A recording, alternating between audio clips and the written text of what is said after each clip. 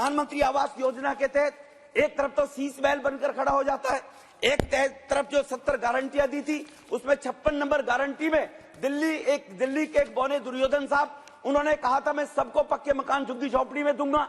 उन्होंने तो प्रयास नहीं किया।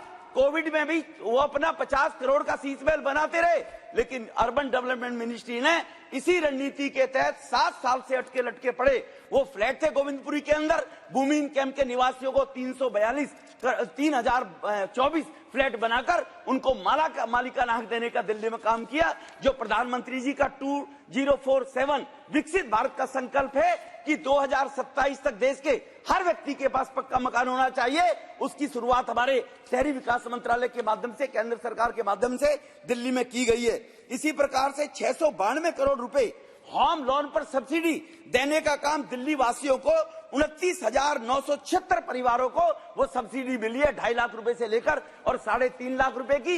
इसके लिए भी माननीय प्रधानमंत्री जी को मैं धन्यवाद दूंगा। हर किसी गरीब का अपना मकान हो। इसी प्रकार से जो गरीब परिवार बढ़ जाते हैं सर, परिवार बड़े हो जाते हैं, 2 बच्चे, दोनों की शादी करनी है, एफएआर बढ़ाना है, अपने मकान का प्लॉट का 200 का 250 गज, उस एफएआर का जो शुल्क था 2018 में उसको अधिसूचित करके हमारी सरकार ने, और जो एबी श्रेणी के लोगों का डेवलपमेंट चार्ज 18,160 रुपए होता था उसको घटाकर मात्र 4,200 रुपए किया गया।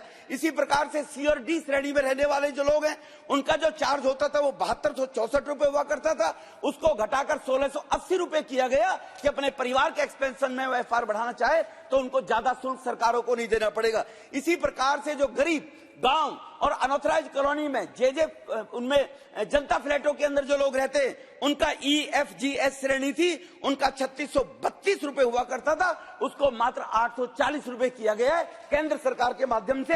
इसलिए पुणे में इस बात के लिए उनको बधाई देना चाहता हूं। सर, जहां तक मेट्रो की मैं बात करूं, दिल्ली के अंदर 4th फेज की मेट्रो 2016 में चलनी थी। यही दिल्ली के मुख्यमंत्री ने एक राजनीतिक द्वेष के कारण दिल्ली के लोगों को जाम में मरे, उसको बढ़ाने का काम नहीं किया। लेकिन केंद्र सरकार में फिर पुनः धन्यवाद दूंगा हरदीप पुरी जी को। मैं बहुत इस बात के लिए इनको धन्यवाद दूंगा कि जब वो उस बात के एनओसी नहीं दे रहे थे, इन्होंने प्रेस कॉन्फ्रेंस की और प्रेस कॉन्फ्रेंस करने के बाद दिल्ली का मुख्यमंत्री अगर अपने हिस्से के पैसे नहीं देगा तो केंद्र सरकार अपने पैसे से मेट्रो लेकर आएगी। और 4th फेज की मेट्रो एरो सिटी की 19 किलोमीटर तुगलकाबाद से लेकर Lalkuan, Tigri, Khanpur, Krishna park, Raju park, Ambedkar Nagar, IGNOU colony के रोड, सैदराजाब, वो मेट्रो रेल का काम आज 48% के करीब 52% कंप्लीट हो गया। 120 किलोमीटर वो मेट्रो चलाने का काम किया है। सर, ये दिल्ली से जुड़ा मामला, मेरा 2 मिनट मुझे और चाहूंगा मैं आपसे, केवल 2 मिनट। अब मैं इन कॉलोनियों की तरफ भी आना चाहता हूं। सर, इन अनऑथराइज कॉलोनी के लोग 30 साल से संघर्ष कर रहे थे। जो उस समय 40-45 साल के लोग थे, बेचारे 50 साल के, वो तो चले गए। उनके बच्चे भी इस तंज को झेलते थे कि कब हमारे सर पे तलवार लटक जाए, हमारे खून पसीने की कीमत का पैसा पता नहीं कब बिल्डोजर चला जाए। 2019 में जो हमारे देश के माननीय प्रधानमंत्री जी ने पीएम उदय योजना से उनको मालिकाना हक देने का प्रयास किया।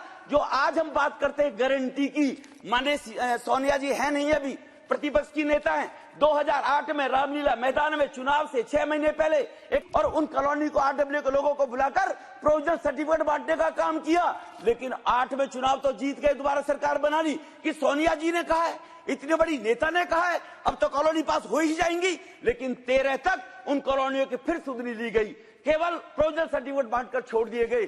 13 के बाद जब 13 में आए, फिर इसी पर की कुछ RW के लोगों को बुलाया और एक प्रस्ताव विधानसभा में पास कर दिया।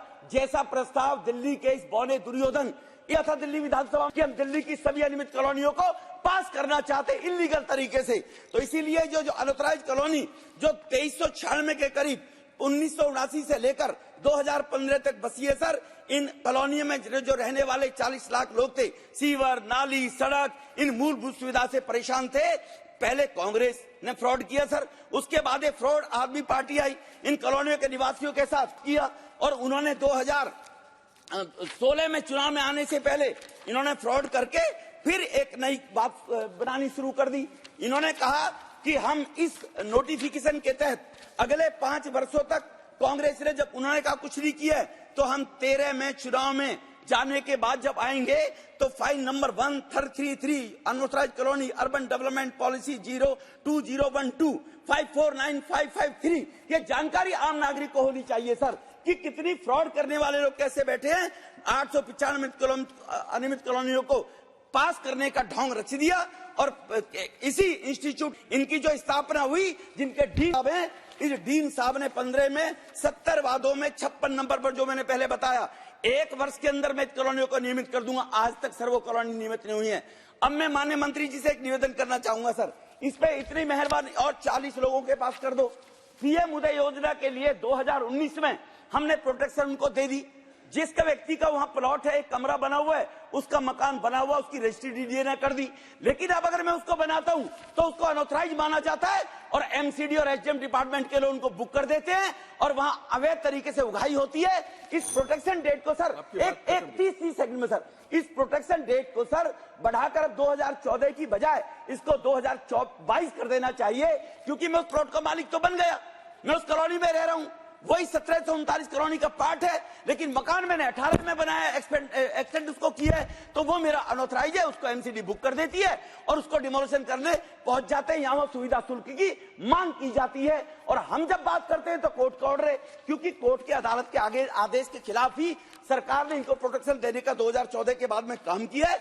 और जो ये अनऑथराइज कॉलोनी का उनको प्रोटेक्शन 2022 का अगर माननीय मंत्री इस पे विचार करेंगे, मैं इनका बहुत बहुत इस बात के लिए धन्यवाद करूंगा। ये उन गरीब लोगों की तरफ से मेरी माननीय मंत्री जी से मांग है और उन खाली प्लॉटों में जो 30-35% है, उन्हीं कॉलोनियों की सर मैं बात कर रहा हूं 1739। मैं एक्सटेंशन की कॉलोनी की बात नहीं कर रहा हूं।